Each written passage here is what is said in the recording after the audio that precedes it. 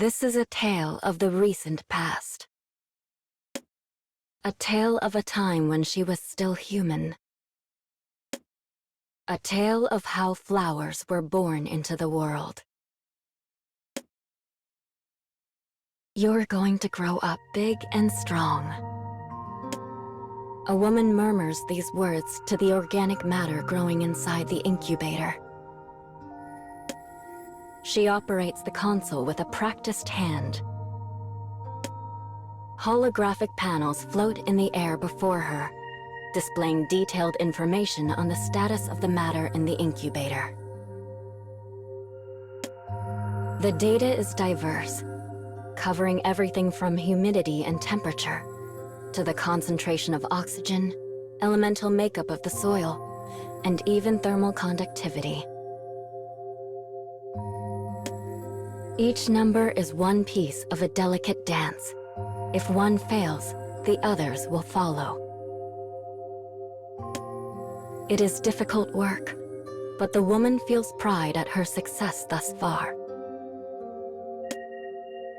Once, thousands of years in the past, Earth contained what was known as nature. Uncountable plants and animals flourished in ecosystems across the mountains and oceans, and they did so alongside humans. But due to human expansion and ecological pollution, as well as disasters and climate change wrought by nature itself, the ecology was weakened, and life began to sputter out. Now, the nature that once sparked plants and animals across the entire planet has been entirely lost. The woman works in a genetic research facility. It was built with the newest and best technology available, and serves as a gathering place and laboratory for the world's most prominent scholars and researchers. The woman, a leader in the field of genetic engineering, now concentrates all her efforts on the process of regenerating extinct plants and animals. "You seem extra happy today," she says to her latest experiment. "So why don't we give this a go?" She flips switches and presses buttons on the console. Moments later, there is a beep, and liquid sprays into the incubator. That liquid is a custom-made growth accelerant that interacts directly with DNA. The moment it lands on the organic matter, a white flower springs out of the soil. "Yes," cries the woman. She permits herself a single fist pump. In truth, she wants to leap up and go dancing through the lab, but the fact she is under constant surveillance takes much of the fun out of such spontaneous celebrations. Not to mention her embarrassing incident of long ago. "Brought another one back, did you?" The speaker is a large, muscular man in a lab coat. Though his physique is more appropriate for a soldier, he is actually a talented scientist in his own right. "Honey," says the woman, "I thought you were sleeping. But yes, come here and take a look at this." She and the man have been married for 5 years. They met in this very facility. "It's pretty," murmurs the man as he bends down to get a better look at the incubator. "What's it called?" "I don't know. But according to the literature, they say finding one will grant your greatest wish." Though the woman would be embarrassed to admit as much, this story is the reason she chose to bring the flower back. For she has a wish she desires above all else. A wish to see the world filled with green once more. As she stares at the flower growing in the rich soil, she whispers her wish, hoping that it might hear. This world knows nothing but heartache and loss, and she wants to give it something good. It's the reason she studied genetic engineering in the first place. And though it has been a journey of fits and starts, her plans are finally bearing fruit. Suddenly, her thoughts are interrupted by the strident howl of an alarm, followed by a red light in the incubator. The two look inside and see the flower rapidly shriveling. "No," says the woman. "No, why is this happening?" She frantically rechecks the information on the panels. The numbers that represent the flower's nutrients are all swiftly decreasing. "Hang on, I'm going to raise the values." She pumps additional nutrients into the incubator, twice the normal amount. Liquid gushes out, adjusting the concentration of oxygen and the nutrients within the soil. But the flower continues to fade, its petals falling noiselessly onto the dirt below. Her husband looks at some of the numbers and furrows his brow. Strange. This flower is using far more energy than normal. It's a calm observation, one made from the experience of seeing countless flora wither away in his own experiments. But the woman is in no mood to hear it. "I can't let it die," she thinks. "Not now. If it dies, my wish dies with it." She doubles down and focuses on the console. More liquid enters the incubator's glowing red interior. "Come on," she says through clenched teeth. "Come on. I'm not giving up on you now." Finally, the dripping flower begins to grow again, its fallen petals regenerating before their eyes. But it does not stop. A moment later, the flower smashes out of the incubator, sending tendrils and roots coiling across the floor. It almost seems to be searching for something. And it shows no signs of stopping.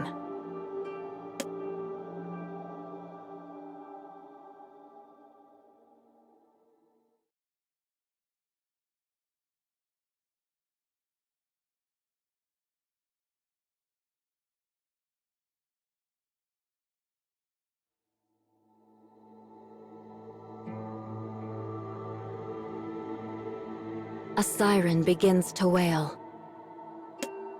The couple presses against a far wall, trying to escape the thing they have unleashed. The flower continues to grow. Soon, the roots have covered the entire floor. The walls are gone. The ceiling is gone. Nearly the entire room is buried in plant matter. Suddenly, several of their fellow researchers force the door open and run into the lab. "You guys all right?" one of them asks, breathless. "We're fine," says the husband. "Just used a heavy hand with the growth accelerant is all."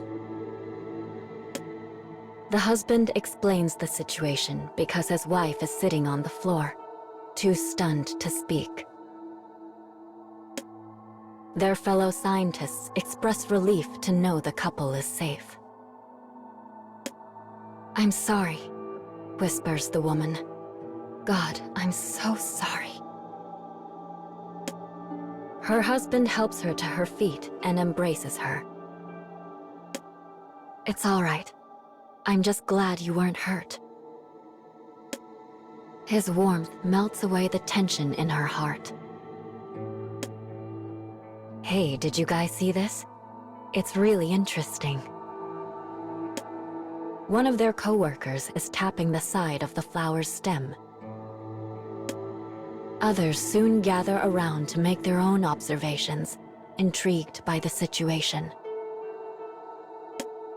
The stem is far tougher than that of the original plant, and its mass has clearly increased. But it didn't do so through multiplying cells. Rather, it has simply increased in size. Hang on, what's this? One scientist is staring at the petals. Guys, look. I think there's something in here. Wait, it could be dangerous, says the woman. No, it's okay. I'm just going to... Wait, my arm. It's got my arm. The man's voice begins to grow panicked. He's clearly not joking. Suddenly, he lets out a horrifying wail. The other researchers attempt to pry the petals open, but they are hard as stone and won't so much as budge. Help me, screams the man. Oh God, someone help me. The flower begins to pull the man inside. His coworkers desperately try to free him, but they might as well be pulling a mountain. Help. Help me. The man is gone. From inside the now swollen corolla comes the sounds of something straining and cracking. Then it flies open and sprays blood across the entire room. A hunk of flesh, the remains of their coworker, flies out and tumbles across the floor. As they watch, horrified, a new flower springs up from the meat. The germinated flower grows just as rapidly as its kin, causing the meat to shrink at the same time. My God, says the woman. It's absorbing the nutrients. With the meat depleted, the flower begins to squirm and writhe across the floor in search of a new source of food. Run, someone yells. Get the hell out of here. The researchers dash away as one. The screams continue. The flowers pursue the survivors, slithering over the floor like snakes with petals for heads. Each time one of the petals consumes a victim, a new flower sprouts from the remains. Their numbers grow, and grow, and grow. Here, hide in here. The husband pulls the woman into a small closet in the corner of the research division. They force their ragged breaths to slow as they try to remain quiet. Outside, the sounds of slithering and screams are everywhere. What have I done? This was my experiment, my flower, and now it's eating people. Was it a dangerous plant that should never have been revived? Was it the fault of the growth accelerant I formulated? Before she can wonder more, her husband pulls her close. Right now, we just need to survive. His embrace drives the fear and doubt from her mind. Her shivering slowly comes to a stop. But the sounds outside continue without pause, and they know they do not have long.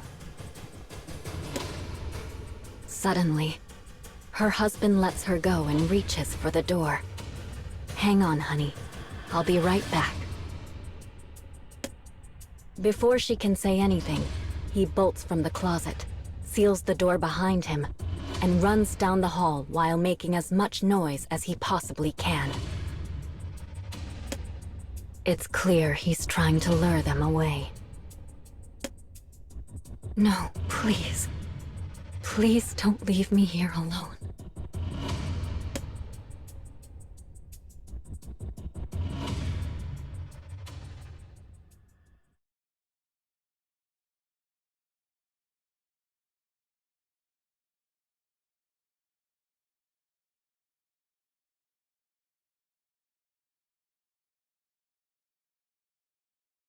Time passes. She has no idea how much.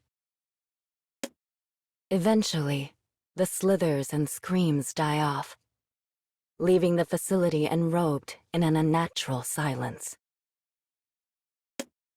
She attempts to leave the closet, but the door is locked. The woman feels her body growing cold, perhaps due to fear and guilt. All she can do is wait and pray for her husband to return. Ironically, they had met in this very closet. Her arms had been piled with equipment that day, and she was unable to work the knob. Suddenly, her gallant knight swooped in and opened the door for her. "Maybe leave a few things behind next time, you dope," he said with a chuckle. Oh, she had been mad. More than mad. Furious. But as he continued to assist her from time to time, she found herself becoming attracted to him. She had a tendency to get lost in her research, sometimes even forgetting to sleep and eat. But he was always there to support her. Suddenly, a faint voice snaps her back to reality. "There? Is anyone there?" The woman leaps to her feet and starts pounding on the door. "Here," she cries. "I'm in here." Footsteps pound into place outside the closet. She hears radio calls, breathing, muttered commands. "We're going to cut through the door. Stand back." A glowing red dot appears in the center of the door, sending up smoke. Soon, the high-temperature cutter begins slicing a hole in the steel. When it is halfway done, she peeks through the opening and beholds a horrible sight. The walls, floors, and ceiling of the facility have had furrows gouged into them by the snaking movements of the flowers. And within each furrow is tightly packed meat that oozes fresh blood. Bodies that weren't absorbed had been ground into paste by the sheer bulk of the flowers. The woman can't even tell who they used to be. But when the smell hits her, she turns aside and vomits. "You all right, ma'am?" The voice comes from a soldier looking at her through the hole in the door. He's covered head to toe in thick black armor and holds an imposing beam rifle in his hand. He looks to be ready for war. The woman nods, wipes her mouth with a shaking hand, and crawls out through the hole. The smell is worse out here. Much worse.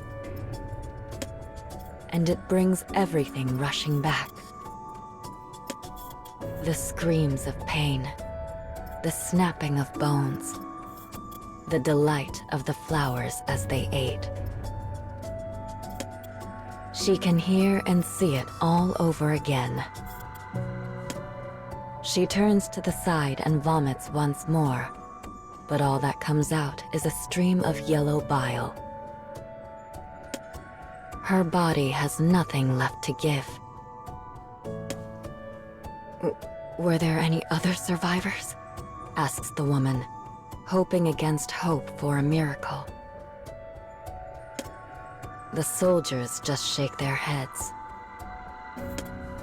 The hues of despair grow darker. But she cannot stay here. Not when he might be alive. Not when he might need her help. I'm coming with you, she says. I need to find my husband. Oh, and I know every inch of this facility, so I can guide you wherever you need to go. After a brief conference, the soldiers bring her along. Eventually, they arrive at the most heavily damaged area. This is Research Block 21, the location of the woman's lab.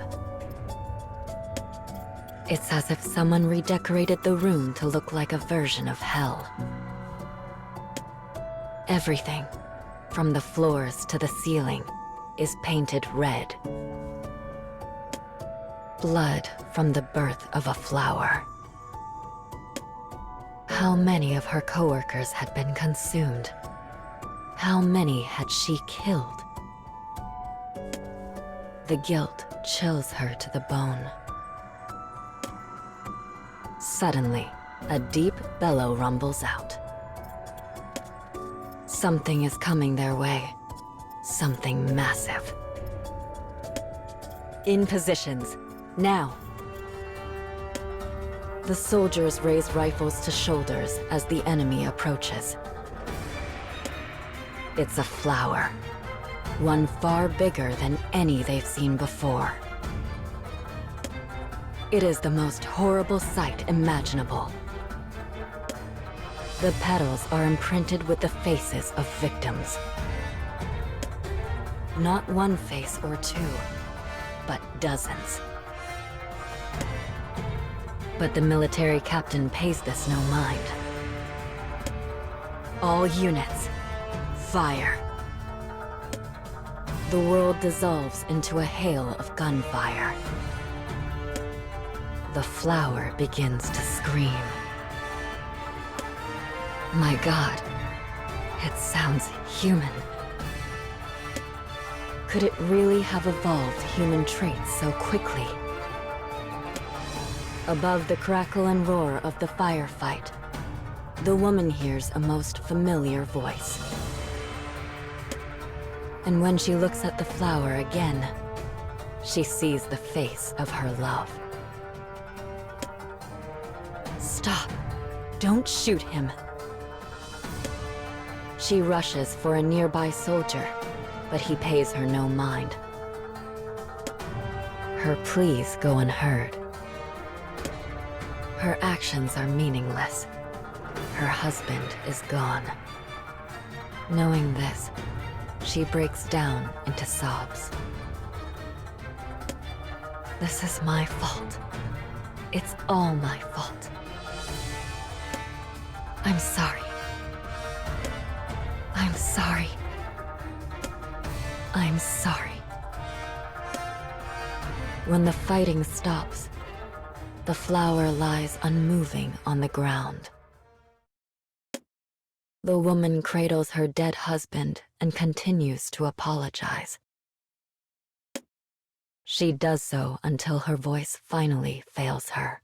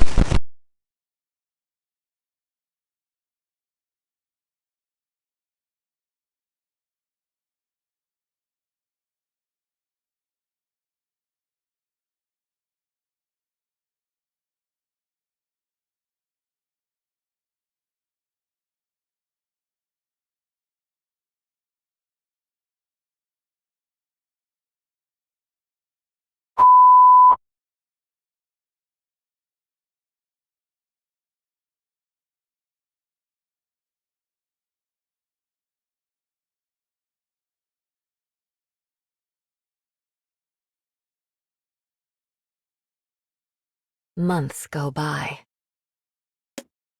They thought they'd dispatched the flowers that day.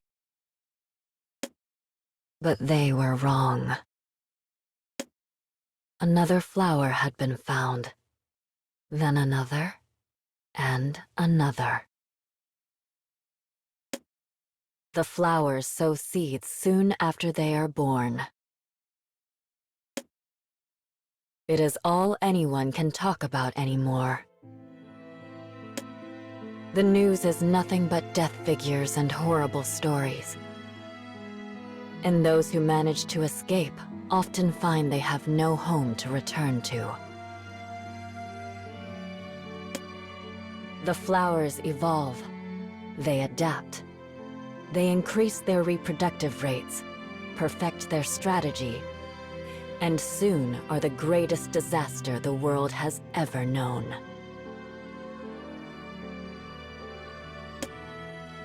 No. No.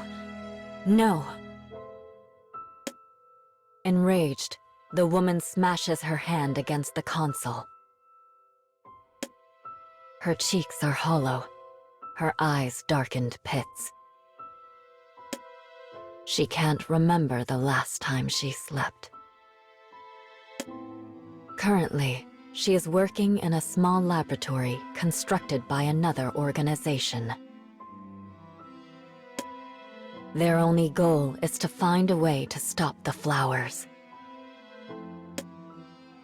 As the sole survivor from the research facility, leadership of this fight had fallen on her shoulders. She was locked away and tasked with analyzing flower carcasses in order to find a chemical solution that could kill them.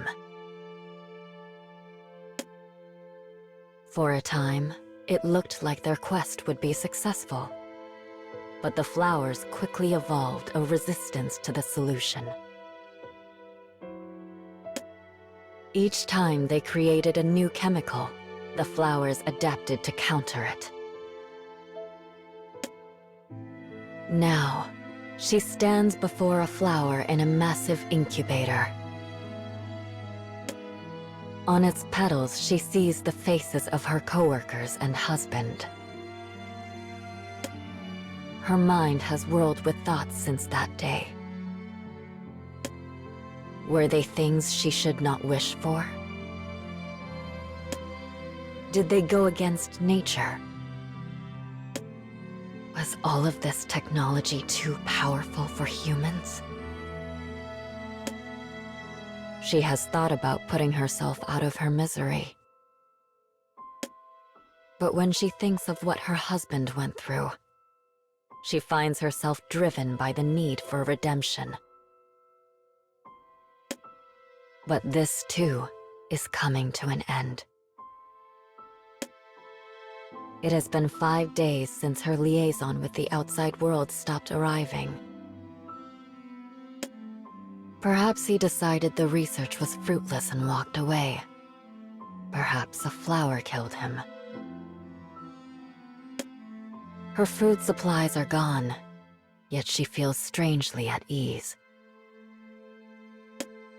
She wonders idly if her senses are beginning to break down. From a distance, she hears the approaching footsteps of the Reaper. Honey. Her husband floats in the incubator, fully merged with the flower. If she was just doing this to die a failure in the end, it would have been better to become part of the petals with him. But I know you wouldn't give up. She stands up once more, fighting off the despair in her heart. And then, an idea. She fiddles with the console, a faint smile on her face. Perhaps it is folly, or perhaps it is the only way they will ever be able to kill the flowers. Days pass. The liaison never arrives. The woman is skin and bones, barely able to move. She stands before the incubator with an inscrutable expression and stares at the thing inside. There, floating in the tank, is a couple. She had combined the genes of people and flowers to create clones of herself and her husband. With a shaking hand, she operates the console. The liquid in the incubator drains away, and the couple awakens. Your name is F66x. Your name is 063Y. Together, you will eliminate the flowers from this world. The couple nods silently. No matter how many times they might be stricken with despair,